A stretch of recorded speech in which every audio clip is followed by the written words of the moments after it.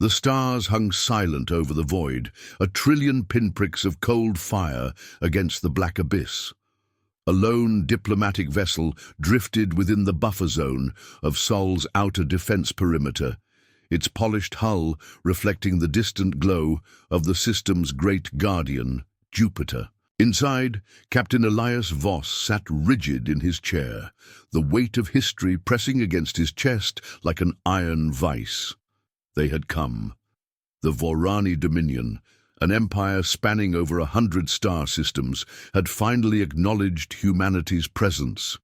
Not with a handshake, not with an offer of peaceful exchange, but with an ultimatum: submit, and we shall uplift you. Resist, and you will be brought to heel. The words of the Vaurani emissary, a tall, violet-skinned being with 6 calculating eyes, and an arrogance so thick it was suffocating, still lingered in the sterile air. The alien's voice had carried the weight of absolute certainty, the kind that only came from a species that had never known true resistance. They believed themselves untouchable. Elias clenched his fists beneath the table. They had studied humanity, analyzed their wars, dissected their history, catalogued their faults. They saw fragile bipeds, shackled by their emotions, driven by chaos, barely a step above animals. What they failed to see, what they could never comprehend, was the fire, the unyielding defiance that burned in the marrow of every human being. They would learn. The emissary's elongated fingers tapped against a crystalline interface, pulling up a projected display. Images flickered to life, human cities engulfed in orbital bombardments, burning colonies, the ruins of Titan's once thriving outpost. The Vaurani had already demonstrated their power. Elias knew the game. They wanted to break him before the real war even started. Beside him, General Adrian Cho remained impassive, but he could see the barest flicker of disgust in her usually unreadable expression. A soldier through and through, she had fought. In the Outer Rim skirmishes, seen the way lesser civilizations had been steamrolled under the Vaurani's doctrine of civilized conquest. The room was silent. Then Elias leaned forward, spoke calmly, clearly, without fear. No. The Vaurani emissary blinked once, then again. A miscalculation. The Dominion had never faced a species that said no and meant it. The diplomatic vessel returned to Earth, but the skies above their homeworld were no longer empty. The Vaurani fleet had arrived. Colossal dreadnoughts loomed in low orbit, their sleek hulls humming with restrained energy. They did not fire, not yet. There was a pattern to their invasions. First came the shock and awe, the display of overwhelming might, and then the dismantling, piece by piece, culture by culture, planet by planet. Elias stepped into the war room of the United Earth Federation Command, where the last embers of hope and defiance gathered around a circular hollow table. High-ranking officers, government officials and scientists, each bearing the weight of decisions that would define their species' future. Admiral Renko, an old warhorse with a cybernetic eye, scoffed at the notion of surrender.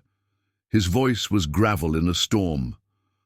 "We don't roll over for tyrants." A counter-argument rose from the civilian sector. An advisor, pale-faced, trembling. "They wiped out 6 civilizations in the last century. We can't fight them. We can't even touch them." Elias exchanged a look with General Cho. There, it was. Fear, the first seed of surrender, but humanity was no stranger to impossible odds.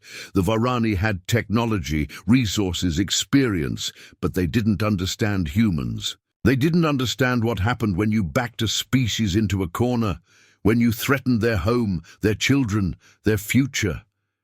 A decision was made. Humanity would not bow.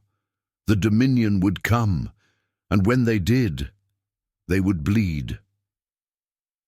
The High Commander of the invasion force, Zelvorith, observed the human homeworld from the vantage of his flagship, the unyielding Apex. a world of storms and steel, of primitive ambition wrapped in fragile mortality. Their defenses were barely adequate. Orbital platforms, planetary shields, an assortment of hybrid warships pieced together from old Earth conflicts and stolen alien tech. Inferior. The humans did not surrender as expected. A setback. Nothing. More. They would simply crush them harder. But something nagged at the back of Zelvorith's mind. A whisper, an instinct honed through centuries of command. This species did not behave like the others. Their psychological profiles suggested submission in the face of superior force. Instead, they resisted. Adapted. A miscalculation? No. Just a delay. The humans would break. They always did, didn't they? Across the world, the storm of war gathered. In hidden bunkers, scientists worked tirelessly, perfecting weapons they swore would never be used. On military bases, soldiers sharpened their blades, knowing some would never return. In dark rooms, AI constructs ran endless simulation, whispering warnings of unseen consequences. And in the skies above, the Vaurani fleet moved into position, their arrogance unshaken, their fate already sealed. For tonight, the stars above Earth would burn, and when the embers settled, the Vaurani would know the price of their mistake. They thought they understood humanity. They were wrong. The first strike came without warning, a ripple of light against the void, and then impact. The Vaurani Dominion, masters of precision warfare, did not bother with grand announcements. They did not engage in drawn-out campaigns.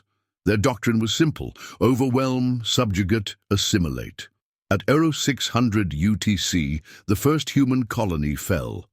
Europa Station, a once thriving hub of interstellar trade, was reduced to silence in under 10 minutes. Pulsar cannons ripped through the station's shields like paper, exposing its fragile infrastructure to the vacuum.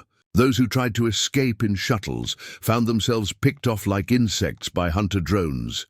Humanity's first battle in the war for survival ended before it even began. But this was not the lesson the Vaurani intended to teach. This was the mistake they failed to see.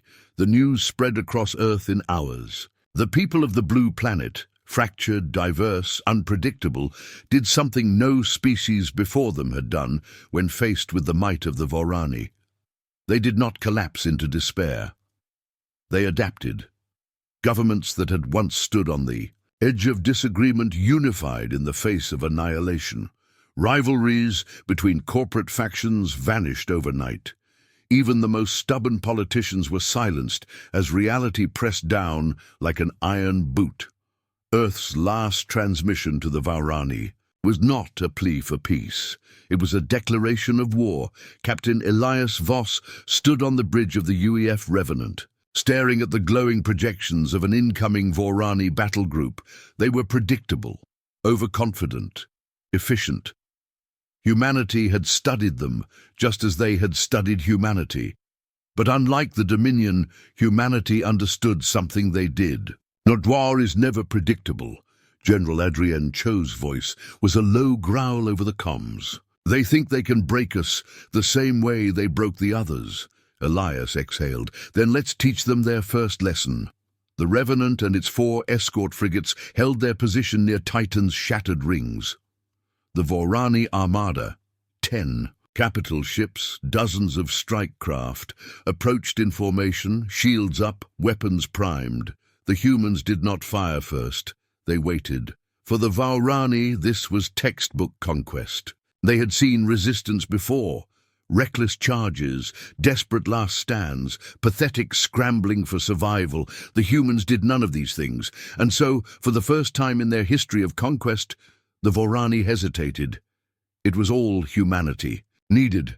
A sudden burst of electromagnetic energy erupted from the Titan debris field, scrambling the targeting sensors of the incoming fleet. The Vaurani dreadnoughts faltered for 3 seconds. That was all it took. From the dark shadows of Saturn's orbit, stealth corvettes powered by human ingenuity emerged. their hulls nearly invisible against the void.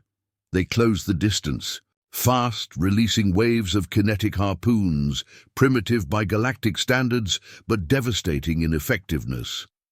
The first Vaurani cruiser lost power instantly as the harpoons pierced its reactor housing.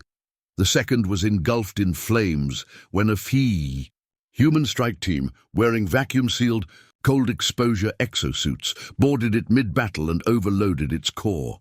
The Vaurani fleet buckled. This wasn't a battlefield. This was a slaughter. For the first time in Vaurani history, they lost ships to an inferior race. The surviving Vaurani ships retreated beyond Saturn's orbit, their commanders reeling from the realization that humanity was not reacting as expected. Back aboard the flagship unyielding Apex, High Commander Zell Vorith watched the reports. With a mixture of fury and something else, a feeling he had never known before. Doubt. The humans should have panicked, should have surrendered. But they had learned. He turned to his war council, his voice sharp. Send in more forces.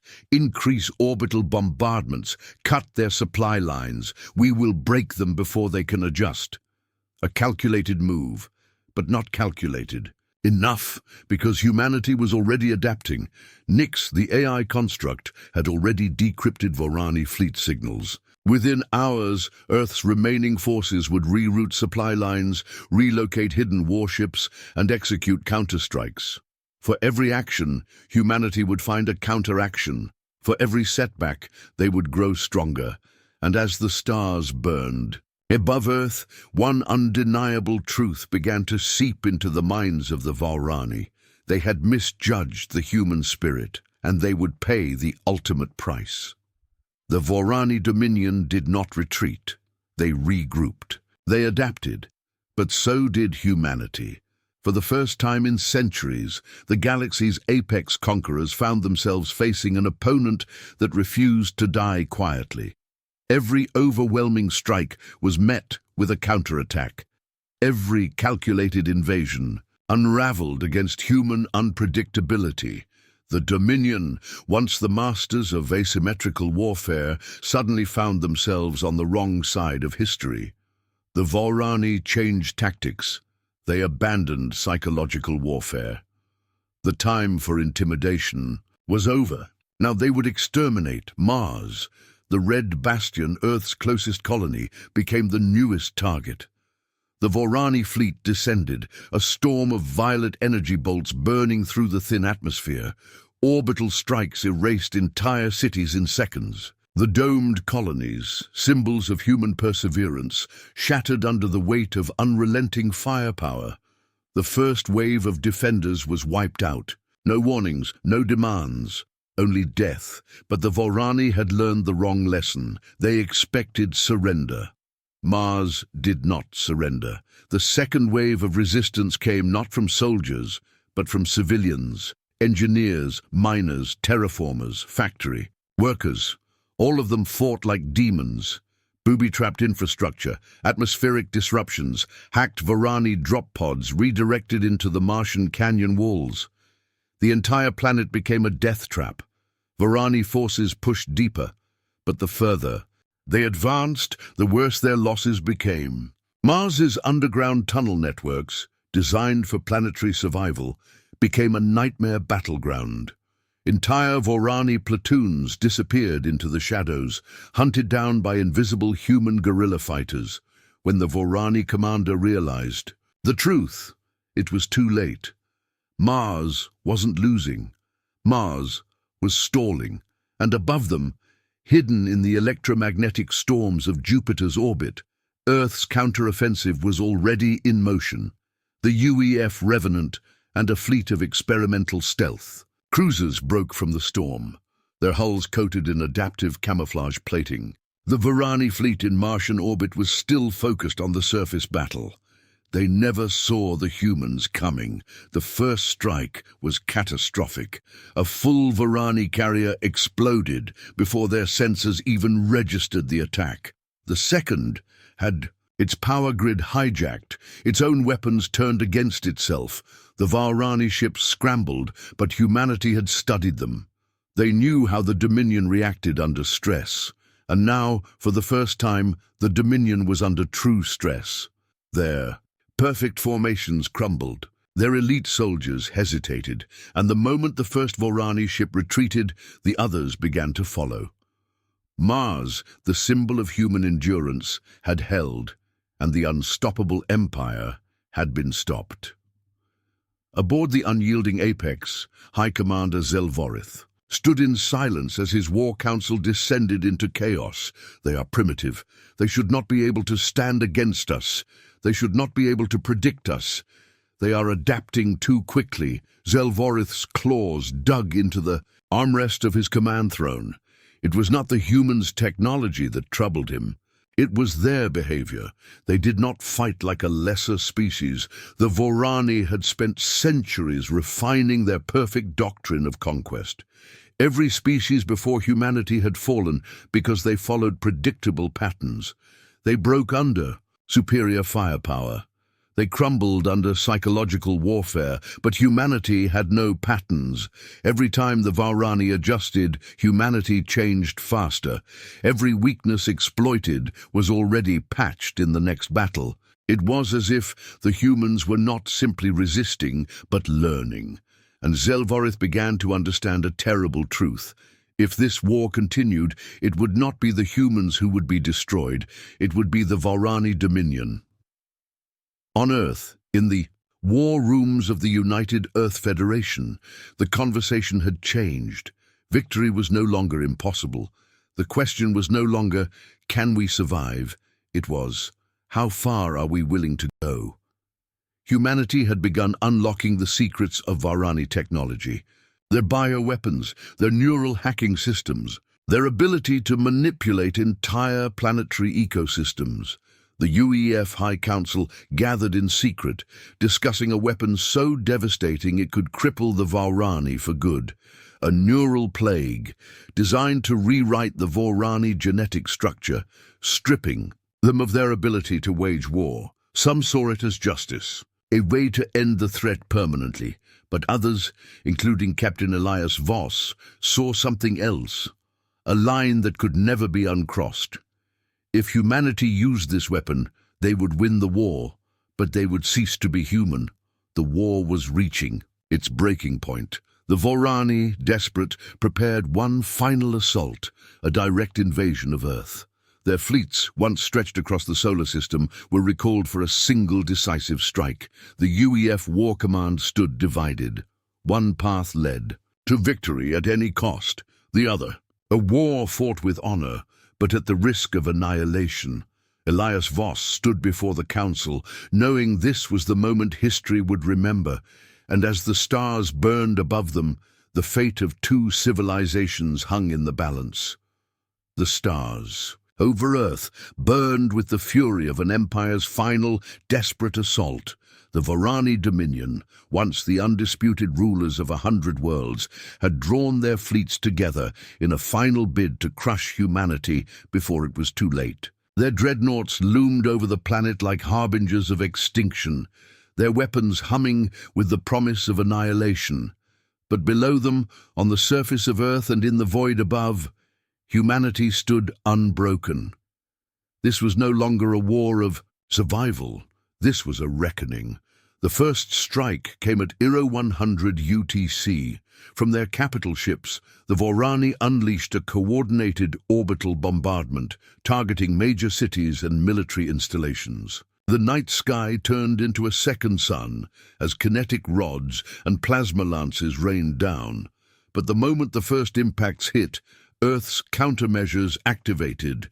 Orbital defense satellites, hidden within the debris fields of old space stations, fired back. Massive railguns, repurposed from old asteroid mining operations, punched through Vaurani shields with terrifying force. For the first time in their long history of conquest, the Vaurani were not the only ones bringing devastation. The UEF Revenant, now the de facto flagship of Earth's forces, led the counter-offensive. From hidden military bases buried deep beneath the Earth's crust, swarm fleets of drones, retrofitted strike fighters, and hijacked Vaurani technology launched into the sky. The human forces were vastly outnumbered, but what they lacked in numbers, they made up for in tactics. The battle above Earth was unlike anything the Dominion had ever faced. Stealth bombers, cloaked in electromagnetic countermeasures, ripped through enemy supply lines. Gravity disruptors, stolen and repurposed from Vaurani warships, turned the void into a killing ground. Hacked enemy dreadnoughts began firing on their own formations as AI NICs infiltrated their battle networks. In the past, the Vaurani had always controlled the battlefield. Now, they were drowning in chaos, and chaos was humanity's element. Aboard the unyielding Apex, High Commander Zelvorith watched in horror as his fleet collapsed. Every scenario, every calculation, humanity should not have been able to do this. They had adapted too fast. His 6 eyes narrowed in fury as he turned to his command staff. Prepare for planetary invasion. If they could not conquer Earth from orbit, they would grind humanity into dust from the ground. But before the order could be fully executed, an alert blared through the bridge. Multiple incoming contacts, enemy boarding teams. A sudden explosion rocked the ship. The UEF Revenant had punched through the Dominion's defensive lines and was now sending elite strike teams directly into the heart of the Apex. And at the head of that strike team, Captain Elias Voss. The corridors of the unyielding Apex became a battlefield. Elias and his team cut through Vaurani defenders with ruthless efficiency. Their weapons, a combination of human ingenuity and stolen Vaurani tech, sliced through armor and flesh alike. They were outnumbered, but never outmatched, because humans, unlike the Dominion, fought with desperation. They fought like there was no tomorrow. And when they reached the command bridge, Elias stood face to face with Zelvorith, a warlord, a conqueror, a being who had never known defeat. Until now. Zelvorith snarled, his 6 eyes burning with fury. You are insects, filth. You should not exist. You were meant to kneel before us. Elias stared back, unshaken. And yet, here we are. The 2 warriors clashed. Zelvorith fought like a creature bred for war. His strength overwhelming, his movements precise. But Elias fought like a man who had nothing left to lose, a broken nose, a fractured rib, blood dripping from his temple. But still he stood, and when the final moment came, it was human endurance that won. Zelvorith fell to his knees, his strength failing, his mind shattered by the realization that his empire, his legacy, was crumbling. His last words were whispered in disbelief. We were supposed to be superior. Elias raised his weapon. You never understood us. The shot rang out, and with it the Dominion fell. With Zelvorith dead, the Vaurani fleet collapsed. Their war protocols were too rigid, their leadership too centralized. Without a strong leader, their forces scattered like dust in the wind. Across the system, humanity surged forward, pushing the invaders back into the void. By sunrise, the skies above Earth were clear. The war was over. But the cost? The cost was immeasurable. The ruins of Mars still burned. Millions were dead. Earth's oceans were poisoned with orbital debris.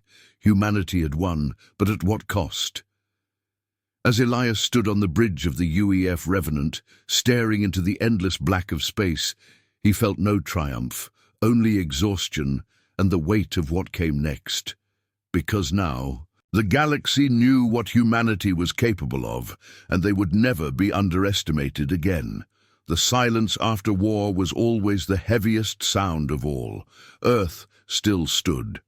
Mars remained defiant. Humanity had emerged from the fires of war victorious, but forever changed. The wreckage of Vaurani warships drifted in Earth's orbit, casting long shadows over the recovering planet. Once, they had been symbols of unstoppable conquest. Now they were trophies of defiance, but there was no celebration. The cost had been too high. Across the burned and broken cities of Earth, survivors picked through the ruins of their old lives. The sky was darkened by smoke and debris, the oceans, now home to the hollow husks of fallen warships. In the underground bunkers of the United Earth Federation, leaders gathered to discuss the future. "We survived," one official whispered, "but what have we become?" Because humanity had done more than fight back. They had hacked Vaurani minds. They had twisted enemy technology against its creators. They had turned fear into a weapon sharper than any blade. They had become the monsters the Vaurani once claimed to be. And now the galaxy was watching. The once mighty Dominion was shattered. Without Zelvarith's command, the Vaurani fleet had fractured into splinter factions, some retreating into the void, others surrendering to humanity, desperate to survive. On Europa Station, once a symbol of Vaurani power, a war tribunal was held. The remaining Vaurani commanders, their arrogance burned away by loss, knelt before humanity, awaiting judgment. "You were given a choice once, Captain," Elias Voss told them. "You refused it. Now you will live with the consequences." The Vaurani were not executed. They were sent back into the void, stripped of their empire, their fleets, their supremacy. They had thought humanity weak. Now they would carry the lesson of their failure to the ends of the stars. Humanity had not simply defended itself, it had announced itself to the galaxy, and the galaxy had taken notice. The Vaikir Ascendancy, an ancient race of scholars, reached out cautiously, seeking to understand what made humanity different. The Jairin trade guilds, once neutral, now offered humanity access to their most protected technology. And the Kresh war clans, once considering their own invasion, withdrew their forces, unwilling to test their strength against the species that had broken the Vaurani. But there were darker rumors. Other empires had been watching, and some were not afraid. On the bridge of the UEF Revenant, Elias Voss looked out into the void, watching as the last Vaurani warships fled. The war was over, but peace would never be simple again. General Adrian Cho stood beside him, her voice quiet. "They'll come for us again, sooner or later." Elias nodded. "Then we'll be ready." But even as he said the words, doubt clawed at the edges of his mind. What had humanity become? And when the next enemy arrived, would humanity still be the defenders, or had they taken their first step toward becoming the conquerors? The embers of war had faded, but the fire of consequence still burned. Humanity stood victorious, no longer the prey in a galaxy that had once dismissed them. The Vaurani Dominion lay in ruins, its fleet scattered, its power broken. Earth had been scarred, its people forever changed, but they had endured. And now the universe watched.